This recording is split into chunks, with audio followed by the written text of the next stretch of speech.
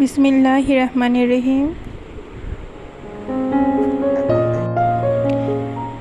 প্রত্যেকটি দিনকে জীবনের শেষ দিন ভাবুন, এতে পৃথিবীর প্রতি মায়া কমবে আর রবের প্রতি ভালোবাসা বৃদ্ধি পাবে।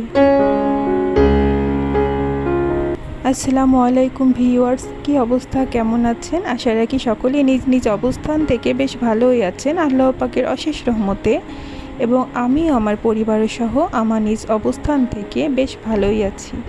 তাহমিদাস ডেলি ব্লগ থেকে আরও একটি নতুন ভিডিও নিয়ে চলে এলাম আপনাদের মাঝে। আজকে ভিডিওটি শুরু করেছি দুপুরের পর থেকে, মানে বিকালের একটু আগে থেকে আর কি। তো আজকে আর রান্না বান্না শেয়ার করিনি।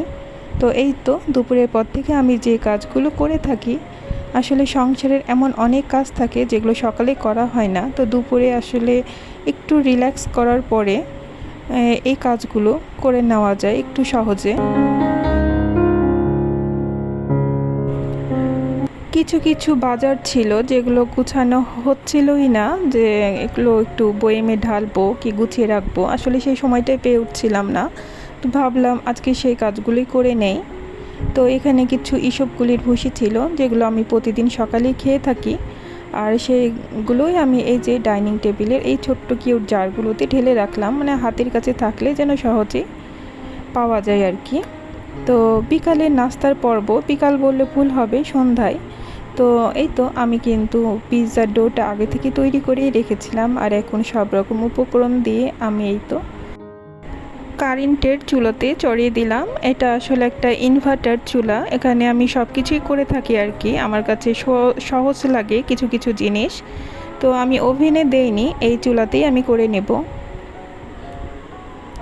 এখন পর্যন্ত যে সকল আপু ও ভাইয়েরা আমার এই ভিডিওটির সাথেই আছেন, আশা রাখি আমার ভিডিওর কোনো একটি অংশ আপনার কাছে ভালো লেগেছে, আর সেই ভালো লাগা থেকে প্লিজ আমার ভিডিওটিতে একটি ছোট্ট লাইক দিয়ে দিবেন। আর আমার ভিডিও যদি সব সময় দেখতে চান, তো আমার এই ছোট্ট চ্যানেলকে সাবস্ক্রাইব করে আমার চ্যানেলের পাশেই রয়ে যেতে পারেন। যদি আপনি এই কাজটি অলরেডি করে রেখেছেন, তো আপনাকে জানাই অসংখ্য অসংখ্য মন থেকে দোয়া।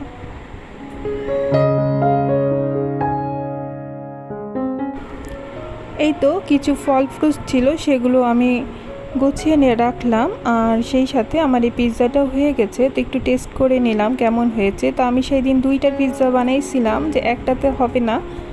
তো এই তো প্রথম পিৎজাটা তো আমি ফার্স্টে টেস্ট করে দেখলাম যে কেমন হয়েছে, আর এই যে দ্বিতীয় পিৎজাটাও আমি চড়িয়ে দিলাম। তো এই পাশে আমি ড্রাগনগুলো কেটে নিচ্ছি। আমার এই চ্যানেলটা অনেক শখের বশেই খোলা, আর এই তো এত দূর চলে আসলাম, প্রায় 7টা মাস এখানে আছি।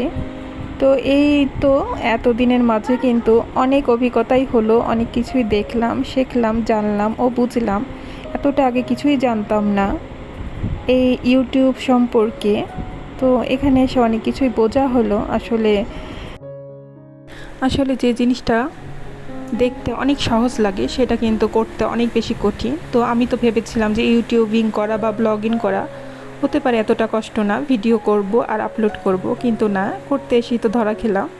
আর এখান থেকে না পাচ্ছি যাইতে, আর না পাচ্ছি থাকতে, এখন পড়ে গেছি মাঝামাঝি একটা অবস্থানে। তো জানি না কি আছে কপালে। তো শুধু আপনাদের ভালোবাসা চাই, আর সুন্দর সুন্দর কমেন্ট, আর ছোট্ট একটি লাইক। তো আল্লাহ যদি সহায় থাকে, তো ইনশাল্লাহ একদিন সেই ঠিকানাতে পৌঁছেই যাব।